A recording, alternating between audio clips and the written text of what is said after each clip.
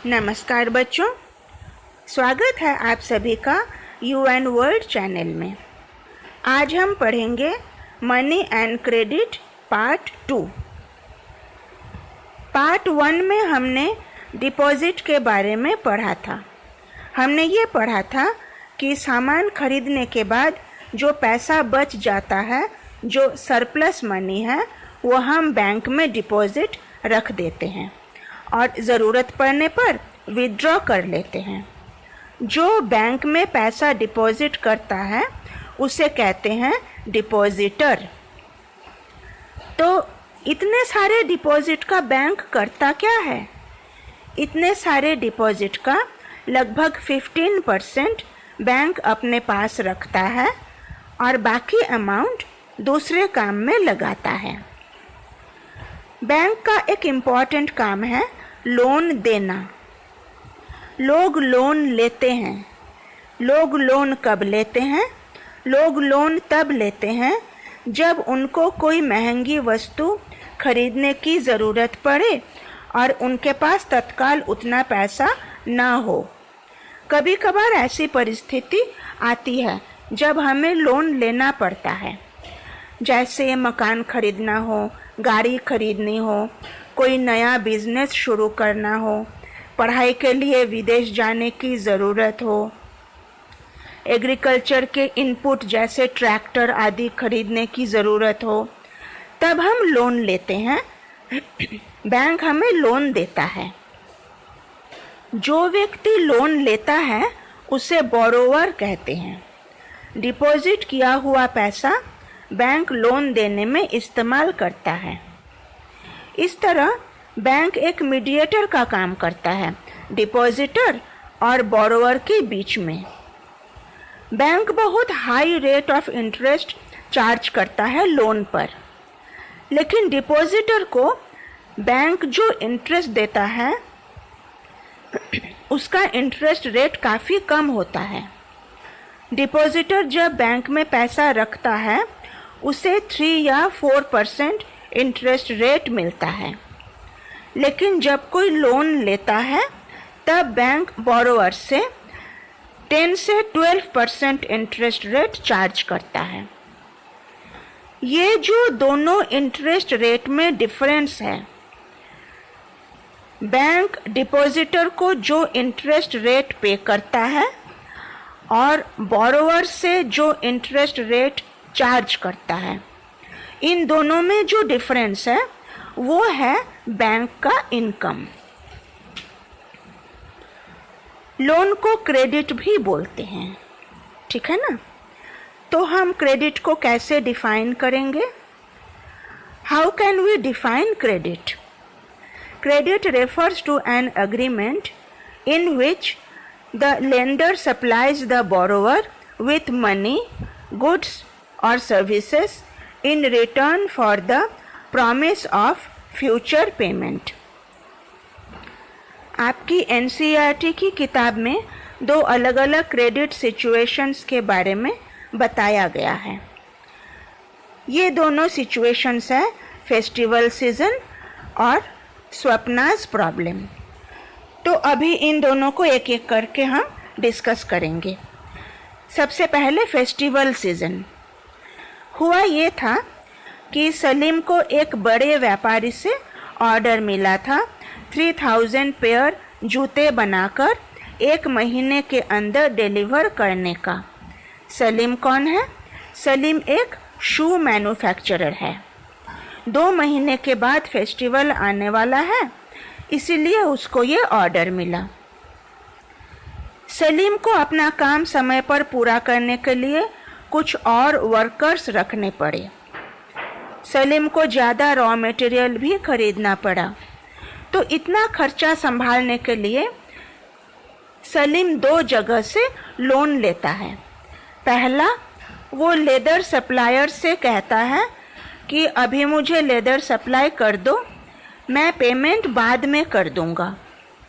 Second, वो बड़े व्यापारी से 1000 जोड़े जूते का पेमेंट एडवांस के रूप में ले लेता है, इस प्रॉमिस के साथ कि वो महीना पूरा होते ही पूरा ऑर्डर डिलीवर कर देगा।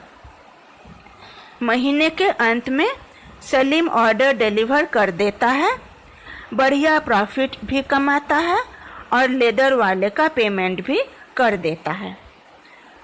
इस केस में सलीम ने क्रेडिट का पूरा फ़ायदा उठाया, समय पर अपना प्रोडक्शन कंप्लीट किया और बढ़िया प्रॉफिट भी कमाया। इस सिचुएशन में क्रेडिट ने पॉजिटिव रोल प्ले किया। अब दूसरा केस देखते हैं। दूसरा केस है स्वप्ना's प्रॉब्लम। स्वप्ना के पास 3 एकड़ ज़मीन है जहां वो मूंगफली की खेती करती है। स्वप्ना मनी लेंडर से उधार लेती है खेती बाड़ी का खर्चा निकालने के लिए। उसकी उम्मीद थी कि फसल तैयार हो जाने पर वो लोन चुका देगी, लेकिन सीजन के बीच में फसल पर ऐसे कीड़े लग गए कि पूरी की पूरी फसल खराब हो गई। स्वप्ना ने फसल पर महंगी कीटनाशक का प्रयोग भी किया था, लेकिन उससे कोई बचाव नहीं हुआ। स्वप्ना मनी लेंडर को पैसा नहीं दे पाई और उसका लोन बढ़ता चला गया। बढ़ते बढ़ते पूरे साल में एक बहुत बड़ा अमाउंट बन गया।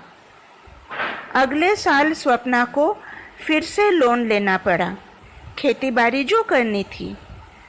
इस साल नॉर्मल फसल हुई, लेकिन जितना पैसा मिला उससे पुराना लोन चुका नहीं पाई। वो कर्जे में फंस गई। उसको अपनी ज़मीन का एक हिस्सा बेचना पड़ा कर्जा चुकाने के लिए। तो यहाँ क्या हुआ?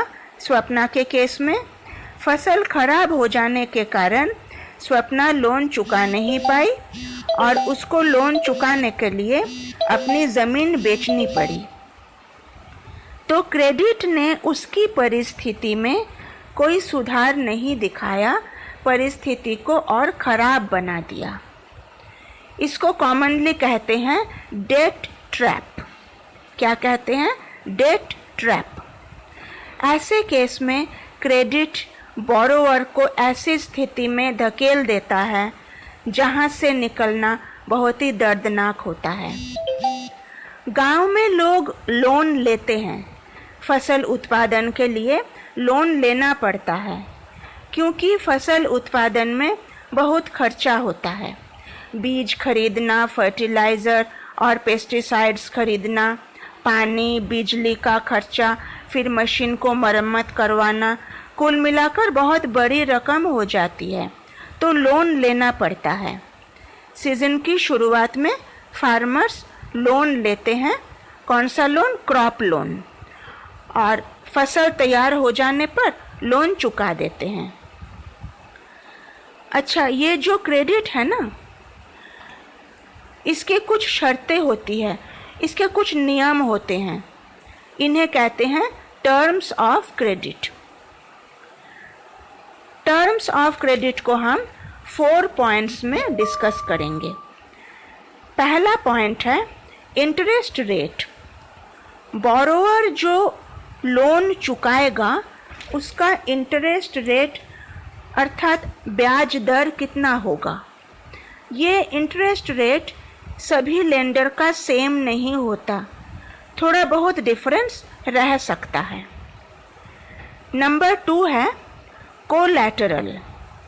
कोलैटरल मतलब कोई भी पूंजी, जैसे ज़मीन, मकान, गाड़ी, गाय भैंस, गोल्ड, इसको लेंडर गारंटी के तौर पर ले लेता है कि अगर बोरोवर सही समय पर पैसा चुका ना पाए तो बैंक इस कोलैटरल को बेचकर पैसा वसूल कर लेगा।